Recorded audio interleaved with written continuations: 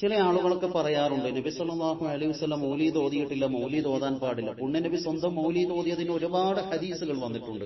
അന അക്സറുൽ അംബിയാഇ തബഅൻ യൗമൽ ഖിയാമ, അന്ത്യനാളിൽ അമ്പിയാക്കളിൽ വെച്ച് ഏറ്റവും അന്യായികൾ അധികരിച്ച ആൾ ഞാനായിരിക്കുമെന്ന് പുണ്യനബി സല്ലല്ലാഹു അലൈഹി വസല്ലം. അന അവ്വലു മൻ യഖ്റഉ ബാബൽ ജന്ന, സ്വർഗ്ഗത്തിന്റെ വാതിൽ ആദ്യം മുട്ടുന്നതും ഞാനായിരിക്കുമെന്ന് പുണ്യനബി. അങ്ങനെ സ്വന്തം മൗലീദ് തന്നെ നബി സല്ലല്ലാഹു അലൈഹി വസല്ലം പറഞ്ഞിട്ടുണ്ട്. ഞാൻ ആദം സന്തതികളുടെ നേതാവാണ്, ഖബർ ആദ്യം തുറക്കപ്പെടുന്നത് എന്റേതാണ്, ആദ്യമായി ശുപാർശ ചെയ്യുന്നവനും ശുപാർശ സ്വീകരിക്കപ്പെടുന്നവനും ഞാൻ തന്നെയാണെന്ന് പുണ്യനബി സല്ലല്ലാഹു അലൈഹി വസല്ലം. അള്ളാഹുവിന്റെ അടുക്കൽ ആദം സന്തതികളിൽ ഏറ്റവും ബഹുമാനി ഞാനാണ്, എന്റെ പവർ പറയുകയല്ല, എന്റെ ഫഖറും മഹ്തുവല്ല, പുണ്യനബി സല്ലല്ലാഹു അലൈഹി വസല്ലം. ഇങ്ങനെ ധാരാളം സ്വന്തം മൗലിദ് നബി സല്ലല്ലാഹു അലൈഹി വസല്ലം ഹദീസുകൾ റിവായത്ത് ചെയ്യപ്പെട്ടിട്ടുണ്ട്. മൗലിദ് ഓതുന്നവരെ മുശ്രിക്കാക്കാൻ ചില ആളുകൾ മത്സരിക്കുന്നു.